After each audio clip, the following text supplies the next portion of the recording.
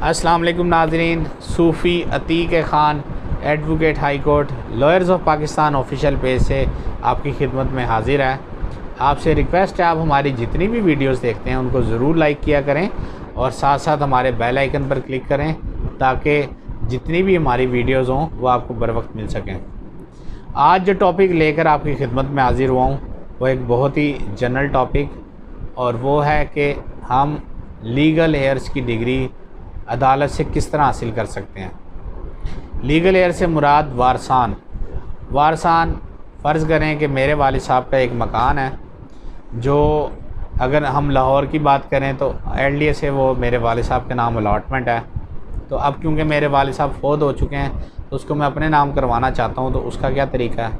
इसी तरह अगर कोई मेरी ज़मीन, कोई ज़रई ज़मीन है या कोई रेजिडेंशल ज़मीन है जिसकी रजिस्ट्री इंतकाल है, वो मेरे वालिद साहब के नाम इंतकाल था, अब क्योंकि वालिद साहब फ़ौत हो चुके हैं तो मैं अपने नाम इंतकाल कराना चाहता हूँ, तो इसका क्या तरीक़ाकार है।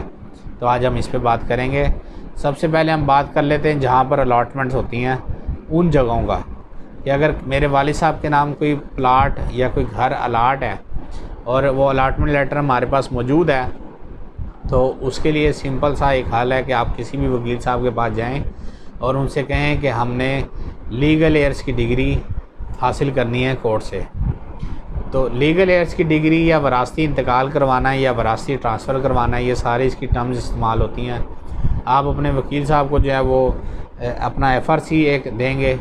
जब आप जितने बहन भाई, अपनी वालदा अगर हयात हैं तो वालदा के समेत उनका मुकम्मल रिकॉर्ड देंगे। इसी तरह अगर किसी के दादा की जायदाद थी और दादा फ़ौत हो चुके हैं तो फिर आप अब अपने नाम ट्रांसफ़र करवाना चाहते हैं, तो उसमें दादा की जितनी औलाद है, यानी आपके जितने चाचे और फूफियाँ और तायाँ, वो सब इसमें शामिल होंगे। अगर वो फ़ौत हो चुके हैं तो उनकी औलाद भी इसमें शामिल होगी। तो ये सब जितने वारसान होंगे उनका नाम लिखकर उनकी मुकम्मल डिटेल आप अपने वकील साहब को देंगे, तो वो उसका केस तैयार करेंगे suit for declaration of legal heirs का। तो वो अदालत में फ़ाइल हो जाएगा। उसके बाद में इसमें अखबार इश्तिहार होता है, महकमे को पार्टी बनाया जाता है और आवाम को भी इसमें पार्टी बनाया जाता है कि लोगों में से अगर किसी को एतराज़ है तो वो आकर इसमें इसको चैलेंज करे। अगर कोई नहीं आता तो वो एक्स पार्टी हो जाती है। उसके बाद में महकमे की तरफ से जवाब आता है कि जी ये फ़लाँ शख्स का रिकॉर्ड हमारे महकमे में मौजूद है और हमारे रिकॉर्ड के मुताबिक ये शख्स इस घर का अलॉटी है।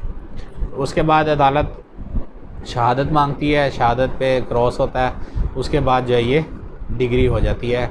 डिग्री होने के बाद जो आपका मुतलका इदारा है, जैसे फ़र्ज़ करें एलडी है, तो आप वो डिग्री फिर आप अपने एलडीए डिपार्टमेंट में लेके जाएंगे और वहाँ एक दरख्वास्त के साथ अपनी डिग्री की मुसद्दका नकल देंगे और साथ जो जो उनकी रिक्वायरमेंट है कि 2 तस्वीरें लगी हों हर बंदे की, शनाख्ती कार्ड की कॉपी, सिग्नेचर्स का स्पेसिमन हो, तो वो सारा कुछ आपने जो ट्रांसफ़र सेट होता है वो तैयार करना है और वो अपने मुतलका महकमे में जमा करा देना है। आजकल जितनी ये सोसाइटीज़ हैं, जैसे डीएचए है, लाहौर की मैं सिर्फ बात कर रहा हूँ, जैसे यहाँ पर डीएचए है, लेक सिटी है, पीसीएसआईआर है, गवर्नमेंट कोऑपरेटिव सोसाइटीज़ हैं, हाई कोर्ट सोसाइटी है, इन ईडन गार्डन वगैरह, इन जगहों पर भी जो आजकल ट्रांसफ़र का तरीका है वो सेम यही तरीका है। पहले आपको सबसे पहले वारसान की डिग्री हासिल करनी होगी अदालत से, उसके बाद में फिर आपने अपने मुतलका महकमे से ट्रांसफ़र करवाना है। अब ये तो बात हो गई उन मकानों की या उन घरों की जिनकी अलॉटमेंट थी। अब दूसरी यह है कि जिनकी रजिस्ट्री इंतकाल है वो किस तरह अपने नाम वरासती इंतकाल करवाएंगे। तो जब ये जस्टिस साकिब निसार साहब थे 2018-19 में, तो इन्होंने जो है वो ज़ुबानी इंतकाल पर पाबंदी लगा दी थी और बग़ैर रजिस्ट्री के इंतकाल को बैन कर दिया था। तो अब अगर किसी ने अपना वरासती इंतकाल करवाना है, किसी के वालिद साहब के नाम ज़मीन थी, तो अभी भी जो है वो पटवारी साहिबान अंदर खाते मिल के थोड़ी सी रिश्वत लेकर जो है वो डायरेक्ट ट्रांसफ़र कर देते हैं, जो कि गैर कानूनी तरीका है और ये कल को चैलेंज भी हो सकता है और आप एक बड़ी मुसीबत में फंस सकते हैं। तो शॉर्टकट से बचें। जो कानूनी तरीका है वो यही है कि सेम लीगल एयर्स की डिक्लेरेशन आपने लेनी है अपने वकील साहब के ज़रिए, और वकील साहब क्या करेंगे कि जिस तरह हमने उसमें महकमे को पार्टी बनाया था, इसमें हम हल्का पटवारी को जो है वो पार्टी बनाएंगे।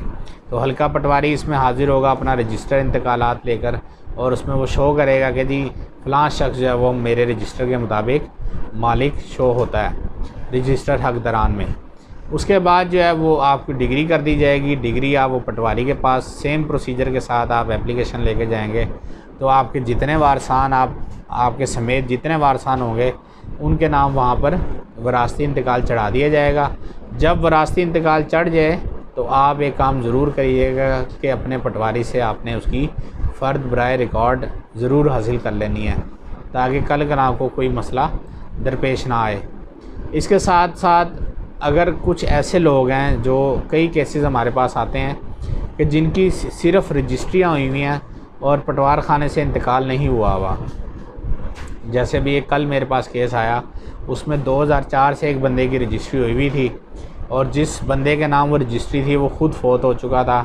अब आगे उसके वारसान थे, तो जिस बंदे ने अपने नाम रजिस्ट्री कराई और आगे पटवार खाने से इंतकाल नहीं करवाया तो उसका फिर तरीका भी यही है कि आप एक सूट फॉर स्पेसिफिक परफॉर्मेंस अदालत में दायर करेंगे।